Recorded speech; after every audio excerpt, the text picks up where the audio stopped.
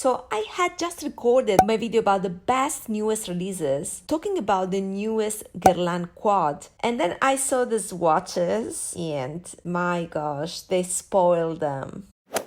The formula of the fall palettes, unfortunately, is the standard powdery formula. We all know it's cheaper to manufacture. What I think is that even Guerlain is trying to shrink the costs. So I said, okay, I will purchase the existing range of Ombre G and I will choose the best out of the range. I will pick the best colors. So that's what I did. And I will disclose and share with you how I pick the colors, and if you have to start a Guerlain collection like I did, what are the best picks? So you may know that Guerlain last year has released these palettes. For me, it was fresh air because all the palettes had that amazing baked formula. So we know that formula from Tom Ford, although Guerlain has some differences. We'll go through these. So I was excited to know that Guerlain had permanent quads because it often happens that formula is only for limited editions. For some reason, it's difficult to find permanent palettes with that formula.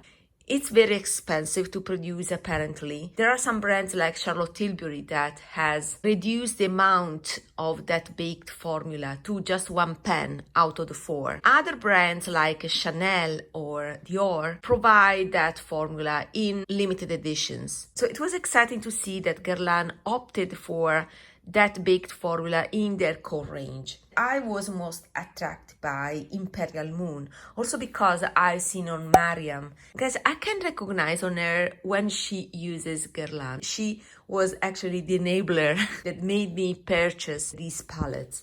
So I picked Imperial Moon and this was my first choice. So you will see all the stains. I found these palettes a little bit difficult to open.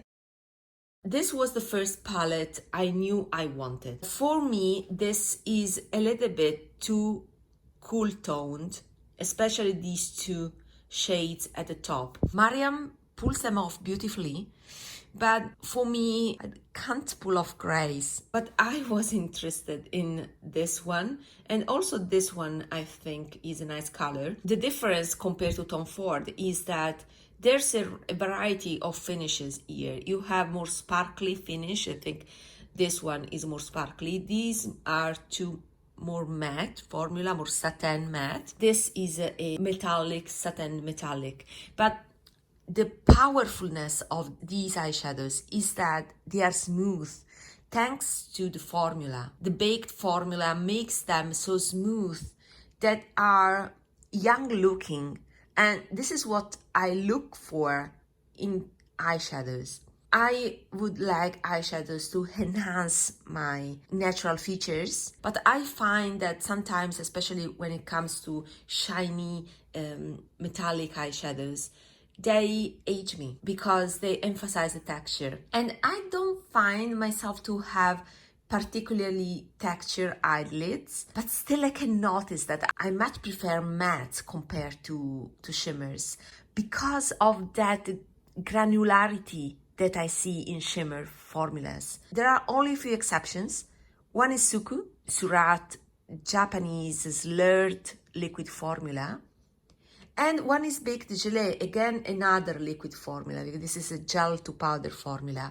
So this is a unique type of formula that it deserves the money, the high-end costs, has quality behind the price tag that is high, on par with Tom Ford. Actually, here in Europe, these are cheaper than Tom Ford. Guerlain indulged too much into golds and orange tones, while this is still more muted, desaturated, is so sophisticated. So this would have been my first pick, and I didn't buy it when it was released because of these top 2 shades. This is still not perfect for me.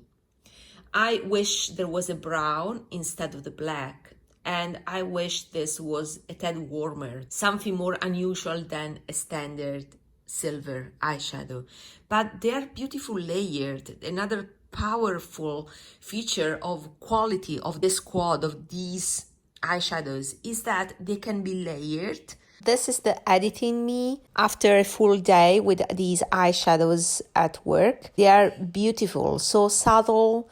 I could create a peachy taupe by layering the two bottom shades. It's a great palette. I would recommend it. Okay, this was my first pick. And then my second pick was Metal Butterfly 555. They have a reduced amount of shelf lives, only 6 months. So this was my second pick. Why? Because I liked 3 of the 4 shades. So 3 shades out of this, 2 shades, the bottom 2 out of this. But I'm open to experiment, and a black is always useful. But instead of a black, I would have preferred a brown like this. So I admit I picked this palette especially for the brown and a cool toned pink. This is versatile because I thought when I was considering purchasing this palette that I could use these 2 shades as blush. So this becomes a face palette, and this is the most versatile, in my opinion, out of the Guerlain range. And this brown is great because it's almost black, but it's softer than black. This gold is the best gold from Guerlain because the other ones are more orangey, warmer toned, while this is greenish. It's a cool gold, cool toned gold. It has a greenish hue. So this was my second pick. And then my third pick was a limited edition Golden Stars 777. This was a limited edition from last holidays. I picked this just for one color. That's why it's ranked number 3. So I like this color story the most because it's the most unique. What I think is that the eyeshadow at the bottom right with this Guerlain writing here is the most unique out of the bunch, the most eye-catching. So you have a cool pink here that is also unique. You have this one that is kind of a duochrome but very fine, is a peachy pink duochrome. And here you have this taupish, I see some bronze tones, some lavender, some taupe. These ones are the most interesting out of the quad. We have seen this shade also in Pat McGrath. I'm thinking about Mothership number 2. But this has the advantage of being so thin, less glittery. And that is the uniqueness of this formula. That's why I wanted to have it. And there's also a fourth one. It's the Summer Jean palette that, yeah, it may be too warm for me. But this is the other palette. I picked it up because it had this brown. So in order to have a complete, let's say, color story, I needed a transition. And as you can see here, the transition shade that I can see for myself is only this one. I wanted a more neutral transition shade, and this has this brown that leans warm, but still can be used as transition. And then also the lavender seems unique. It is a little bit 80 looking, and the jeans also shows that. You have the bees that are embroidered. It's not just a print. You see, you have a 3D effect here. Also with the flowers. Also the flowers are embroidered. So it's a very pretty palette. But I picked it because it was a complementary palette. It completes the array of colors here. Let's say I could have done without this limited edition. I would say my ranking is 1, 2, 3, but this is rare to find now, and this was just an add-on. My dream would be to depot these, but since these are quite expensive, I don't know if I will do it. I have to figure out a way to do it. They are not easy to depot. I think I will keep them for now this way. So my thinking is that instead of the newest releases, my strategy is actually invest on the formula. And this is the best formula on the market.